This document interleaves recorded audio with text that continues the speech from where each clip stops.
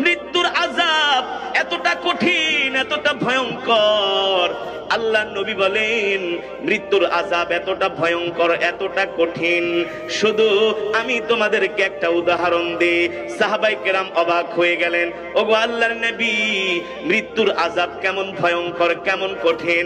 আল্লাহর নবী বলেন, একটা জীবিত ছাগলের শরীর থেকে যদি চামড়াটাকে টেনে টেনে খসানো হয়, ওই ছাগল বকরিটা যতটুকুন কষ্ট পায় তার চাইতে আরো হাজার হাজার কোটি কোটি গুণ কষ্ট পায় একজন মানুষকে যখন মালাকুল মউত তার জান কবজ করে। মৃত্যুর যন্ত্রণার চাইতে এত ভয়ঙ্কর যন্ত্রণা আর পৃথিবীতে হতে পারে না। এই কারণেই দেখবেন কিছু মানুষ মৃত্যুর সময় চোখগুলো বড় বড় করে তাকায়, করে না? ও যুবক, মালাকুল মউত কিন্তু তোমাকে ছাড়বে না। মালাকুল মউতের হাত থেকে কেউ বাঁচতে পারে নাই, পারবেও না। আল্লাহর নবী সাহাবায়ে কেরামদের সামনে মৃত্যুর আলোচনা করছিলেন। যে সাহাবায়ে কেরাম জীবনে কোনোদিন গুনাহ করে নাই, নাফরমানি করে নাই, যে সাহাবীদেরকে আল্লাহ তাআলা দুনিয়ার জমিন থেকে জান্নাতের সুসংবাদ দিয়েছেন, সেই আবু বকর ওমরের মতো সাহাবী, উসমান আলী রাদিয়াল্লাহু তাআলা আনহুর মতো সাহাবীরা মৃত্যুর যন্ত্রণার কথা শুনে তারা ছটফট করতেছিল। হযরত আবু বকরের চোখে পানি, হযরত ওমরের চোখে পানি, হযরত উসমানের চোখে পানি। ওগো আল্লাহর নবী, বলেন কি মৃত্যুর যন্ত্রণা এতটা ভয়ঙ্কর হবে? আল্লাহর নবী সরকারে দু আলম বলেন, ও সাহাবীরা রে, মৃত্যুর যন্ত্রণার চাইতে এতটা ভয়ঙ্কর যন্ত্রণা পৃথিবীতে আর দ্বিতীয়টা হতে পারে না।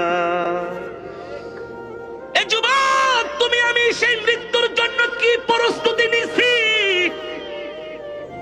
কবরে যাওয়ার জন্য কি আমরা তৈরি করছি, কি সামানা জোগাড় করছি? অথচ কবর এমন এক ঘর যেখানে নাই কোনো বাতি, নাই কোনো সাথী। আছে? প্রতিদিন কবর মানুষকে ডাকে, ইয়া আইয়ুহাল ইনসান, ইয়া আইয়ুহাল ইনসান, এ দুনিয়ার মানুষ, আনা কবরি জুলমা, আমি কবর অন্ধকার, আমার কবরের ভিতরে কোনো আলো নাই, আলো নিয়ে আসিস। আনা কবরুত তুরাব, আমি কবর মাটির ঘর, এখানে কোনো বিছানা নাই, এখানে কোনো কম্বল নাই, এ সামানা ছাড়া কবরে আসিস না। ঠিক কিনা বলে? কবর প্রতিদিন ডাক দিয়া বলে, আমি কবর ভয়ঙ্কর একটা ঘর, সাবধানে আসিস, সাবধানে আসিস। এ দুনিয়াতে থাইকা কবরকে ভুলা যাস না, কারণ এই কবর থেকে কেউ বাঁচতে পারে নাই, আমরাও বাঁচতে পারবো না। পারবো? আল্লাহর নবী সরকারে দু আলম মালাকুল মউত আজরাইলকে ডাক দিছে, মালাকুল মউত আজরাইল, আপনি বলেন কিভাবে আপনি পৃথিবীর এতগুলো মানুষের জান কবজ করেন? কিভাবে আপনি এতগুলো মানুষের জানগুলো আপনি নিয়ে আসেন? কিভাবে সম্ভব? আর মানুষগুলো যে মারা যায় এর আলামত কি? মালাকুল মউত ডাক দিয়া বলেন, ওগো আল্লাহর নবী, আরশে আজিমে একটা গাছ আছে, আল্লাহ তাআলার একটা কুদরতি গাছ আছে, ওই গাছের মধ্যে লক্ষ লক্ষ কোটি কোটি পাতা আছে। কি আছে? এক একটা পাতার মধ্যে এক একজন ব্যক্তির নাম লেখা থাকে। আব্দুল করিম, আব্দুর রহিম, কামালউদ্দিন, জামালউদ্দিন, এমক জেলা, এমক গ্রাম, এমক শহরে এই আল্লাহর বান্দার নাম, তার নাম আরশে আজিমের ওই গাছের মধ্যে লেখা আছে। মালাকুল মউত বলে, একটা মানুষের যখন মৃত্যুর সময় হয়ে যায় 40 দিন আগ থেকে ওই তার নামের গাছের পাতাটা আস্তে আস্তে করে হলুদ বর্ণ হয়। কি হয়? আপনার নামে, আমার নামে ওই গাছে এক একটা পাতা আছে, ওই পাতার মধ্যে আপনার আমার নাম লেখা আছে। যখন মৃত্যুর 40 দিন বাকি থাকে, আস্তে আস্তে কইরা পাতাটা হলুদ বর্ণ হয়ে যায়। আর আল্লাহ তাআলা ডাক দিয়ে বলে, মালাকুল মউত রে, এই যে পাতা হলুদ হয়ে গেছে, এর সময় আছে আর 40 দিন। এই কারণে দেখবেন কিছু মানুষ ইন্তেকালের 40 দিন আগে দেখবেন তাদের কথাবার্তা, খাওয়া দাওয়ার মধ্যে একটা পরিবর্তন চলে আসে।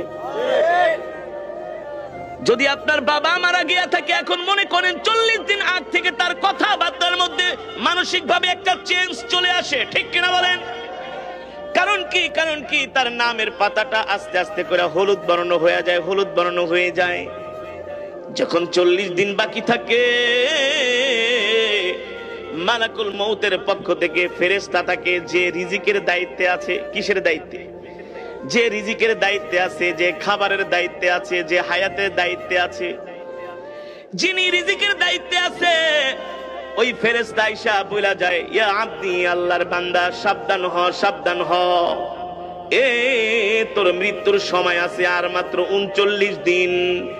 তুই জীবনে অনেক গুনাহ করছিস, গুনার জন্য আল্লাহ তাআলার কাছে ক্ষমা চা, মাফ চা। এই পৃথিবীতে আর তুই বেশি দিন থাকতে পারবি না।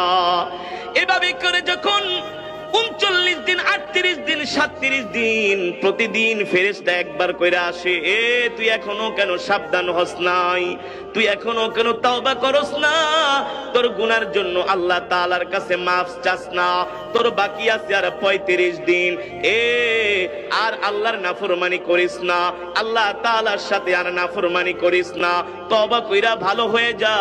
যখন ফেরেশতাদের এই কথাগুলো শুনে আস্তে আস্তে ওই ব্যক্তির মধ্যে এমন একটা পরিবর্তন চলে আসে, তার কাছে আর দুনিয়ার জিন্দেগিটা ভালো লাগে না। এই কারণে ঘরে আইসা কয়, স্ত্রী গো, আমার তো খাওয়ায় রুচি আসে না। আসবে কিভাবে? তার বাকি আছে আর মাত্র 34 দিন। আইসা বলে, আমার শরীরের কন্ডিশন ভালো না, ব্যবসা প্রতিষ্ঠানে বইলেও আর আপন মনে হয় না। কিভাবে আপন মনে হবে? কিছুদিন পর তো ছেড়ে চলেই যাবে। তার ব্যবসা তো তাকে ছেড়েই দিছে, বুঝলেন? তার ব্যবসাও চায় না, সে আর ব্যবসার চেয়ারে আইসা বসুক, ক্যাশ বাক্সে বসুক। তার বাকি আছে আর 33 দিন। এভাবে করে মালাকুল মউত, যিনি রিজিকের দায়িত্বে আছে, মালাকুল মউত আয়েশা বলে, শোনো শোনো, তোমার জন্য আল্লাহ যতটুকু রিজিক নির্ধারণ করেছিলেন, সেই রিজিকের প্রায় সব খেয়ে ফেলেছো। তুমি আর মাত্র 32 দিন খাইতে পারবা, এতটুকু রিজিক তোমার জন্য বরাদ্দ আছে। এভাবে করে 1 দিন, 2 দিন, 3 দিন করতে করতে মাত্র যখন 3 দিন বাকি থাকে, কয় দিন? 3 দিন বাকি থাকে। মালাকুল মউত এবার সকালে একবার আসে, রাত্রে একবার আসে। সকালে আসে, দুপুরে আসে, রাত্রে আসে। আয়েশা সতর্ক কইরা যায়, এ আল্লাহর বান্দা, এখনো সাবধান হলি না, সতর্ক হলি না, তোর বাকি আছে আর মাত্র। দেখবেন একটা মানুষ মৃত্যুর 3 দিন আগে কিন্তু একেবারে দুর্বল হয়ে যায়। খাওয়া দাওয়া, নাওয়া, ঘুম, গোসল সবকিছু আস্তে আস্তে ছেড়ে দেয়। কারণ কি? ওই মালাকুল মউত আয়েশা তার কানে কানে কথা বইলা যায়।